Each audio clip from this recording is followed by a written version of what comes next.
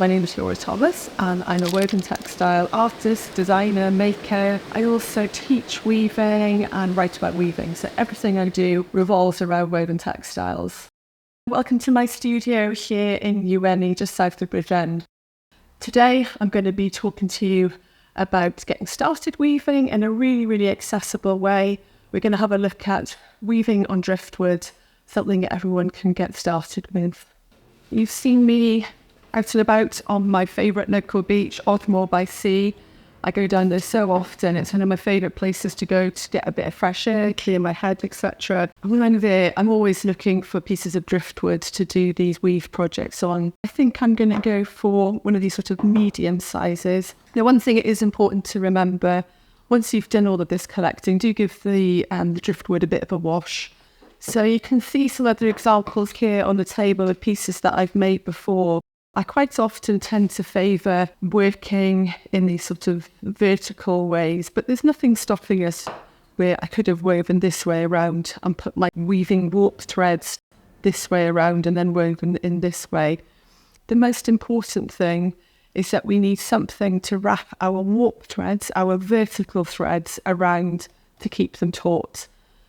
Once you can wrap your vertical warp threads around something and keep that tension, you can weave on it. So there's all sorts of things that we can be using to do that. So we've got our piece of driftwood. You obviously need some threads to weave with. So I've got a selection of threads here from my yarn store. We're obviously going to need a pair of scissors.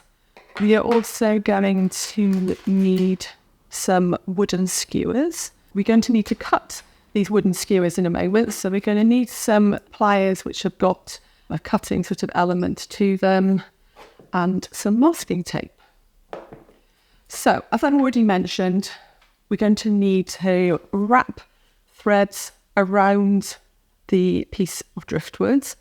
Those threads that we're going to wrap around the driftwood are called our warp threads, our vertical threads, and then we're going to be weaving in and out of those warp threads with our weft. So the weft is the horizontal thread that goes from right to left. I'm going to use this navy cotton. When you're choosing a warp yarn, you want to choose something that is quite strong and quite smooth. We want it to be nice and easy to weave in and out of. So to attach it to the wood, I'm very simply just going to use some pieces of masking tape and place the warp yarn about halfway down the back of the piece of wood. I'm about 1 centimetre in from the edge. I turn that back over. We are now just going to start wrapping the thread around the piece of wood. So we've got a nice even tension being applied to the threads. And I'm trying to roughly get it maybe 2 millimetres apart. There we go. I think that's my last one. So they're a little bit out of position here. So you can see I'm just nudging them across with my fingernails. Turn it back over and stick that in place.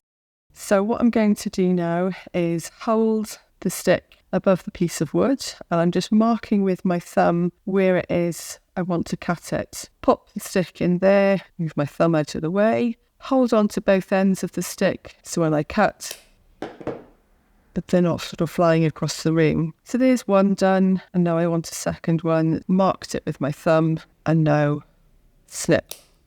I'm going to now thread these through the warp threads. I'm doing this in the centre. It's much easier to negotiate under the warp thread at the central point. Once they're both through, we roll one to the top and the other to the bottom. And now those warp threads have got 1 millimetre or 2, just lifting them off the base of the wood, making it much easier to weave in and out of. We're going to use a plastic needle to weave with now. I think I'm going to use this nice pink fluffy thread. I'm going for a piece that is maybe about 50 centimetres long. And now I'm going to thread that through the needle. Now, even though this needle has got quite a nice big eye to it, you can see that the thread is still a lot thicker. To get it through the needle, I'm just rolling the end of the thread between my finger and thumb, and I've created a little bit of a point now at the end, and that is much easier to guide through the needle. So now we're ready to get started weaving. We're going to take our needle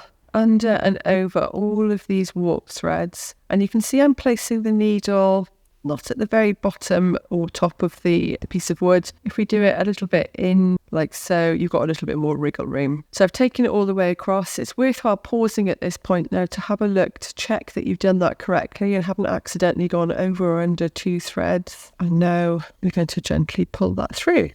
Leave a tail hanging out, and then we can nudge this down to the bottom of the piece of wood.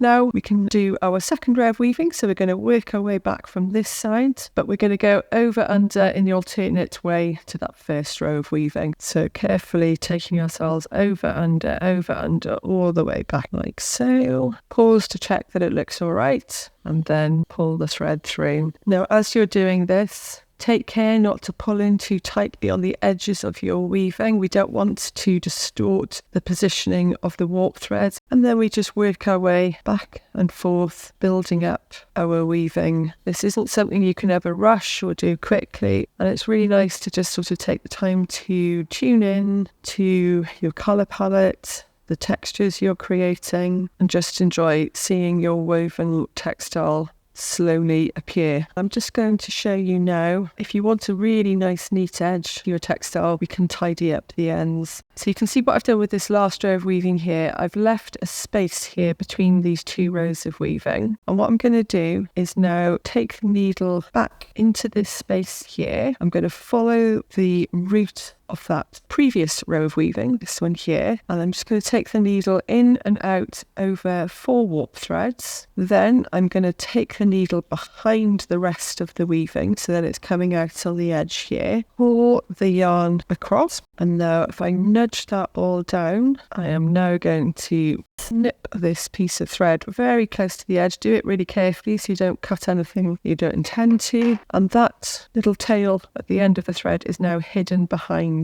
this piece of weaving. We can do the same thing with our first tail from the first row of weaving. We can nudge a little gap here in between the first and second row of weaving, put the needle in and out a couple of the warp threads, leave it at this point here, and now I will rethread it onto the needle. That's a bit easier. So again, I'm doing that thing of twisting the end of the thread into a bit of a point. Now I'm taking the needle behind all of the fabric and pulling it into position. Push all of these threads back down and trim away that tail. Now I think I am going to switch it up and use a slightly thinner thread. This is a lovely raw hand spun silk from India. Again, I'm just going to cut off a 50 centimetre length, thread that through the needle and get started with this. And I think that's as much as I want to do before we move on to my next colour. When I can't really decide what I want to do, the thing is to maybe sort of take a couple of different options and literally just hold the thread above the last bit of weaving, which one feels like the most appropriate choice. It's really nice to just sort of work with your instinct when you're weaving. You don't necessarily need to overthink it, but often it's nice to just tune into our intuition and go with our gut instinct and see what colour palette emerges. And I'm quite liking this vivid orange here, so I think that's what I'll use. With this orange thread, I am going to show you how to create diagonal lines. So there's a few pieces here that I've done that have got these little diagonal lines in them. We don't have to just go with horizontal stripes. But for the first couple of rows, I'm going to go from edge to edge with this orange. And with this next row, I am not going to do a complete journey from edge to edge. And this will be the beginning of the diagonal little slope that I want to create. So I'm going to go as far as here. So I'm sort of 3 threads in from this edge. I haven't woven over those edge 3 warp threads. And I'm going to work my way back across from this point. And there we go. You can see the beginning of that diagonal. This time I'm going to be going across to this point. So again, I'm about 3 threads over from the previous turning point and work my way back across.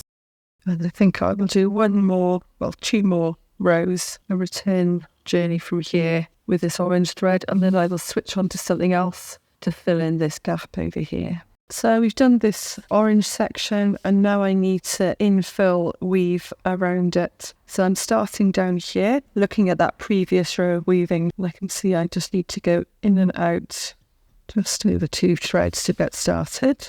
For the next row of weaving, I'm going to work across. So I'm going over under, this time over 4 warp threads, with this infilling, I'm using a thread of the same kind of thickness. You don't have to, but if it's the same thickness, it keeps it quite balanced and it's quite easy to infill in a really kind of orderly way. If it was a much finer thread, I would probably have to go back and forth 4 times maybe before I moved across into the next set of warp threads to do that infilling. And now we are ready to do a complete journey edge to edge. And I've made a mistake on here. Mistakes happen, but at least we can see very quickly what we've done. And that's one of the lovely things about weaving. It's very easy to unweave and reweave to correct ourselves. So this is raw wool that hasn't been spun into a yarn, and it's used usually for felt making, but it can be rather nice to have a section. I can just twist the end again to make a little point to get it onto my needle. I'm just going to have one row of this, and then I'm going to show you how to bobble it to make a more exaggerated little texture at this point. So I'm going to take that off the needle now, and then starting in the centre, just popping my needle underneath it, and I'm pulling it up, and then I hold on to that bobble and work my way across, pulling it up each time. And you can see we've got this lovely texture now that's sitting on the surface. And I'm going to do the same on this side. It's important to hold on to those previous bubbles so that you're not actually pulling them out and you're pulling the fibre in from the selvage like so. So I've got those all quite even, but they could obviously all be different sizes as well if you want. But that can be a nice way of adding some more textural interest to your weave. There is the finished piece. Now, I've already shown you how you can tidy in and sew in all of these stray threads if you want to. I'm actually going to keep the tails hanging out on this one because I'm quite liking the liveliness of having these tufts of thread on the edge. So I'm going to trim some of them, and I'm doing it fairly irregularly. And yeah, I think for this piece, I want that to be the case. So that's it all kind of completed. Now, obviously, on the back of the piece, if it's really important to you that this is sort of nice and neatly obscured, what you could do is, I've got a piece of cork here, or you could have a piece of felt fabric cut to size, and you could glue that to the back to make it really sort of secure and robust. If you want to hang it onto the wall, you can add your own fixing, or you can just prop that on the mantelpiece. And there is your finished woven artwork.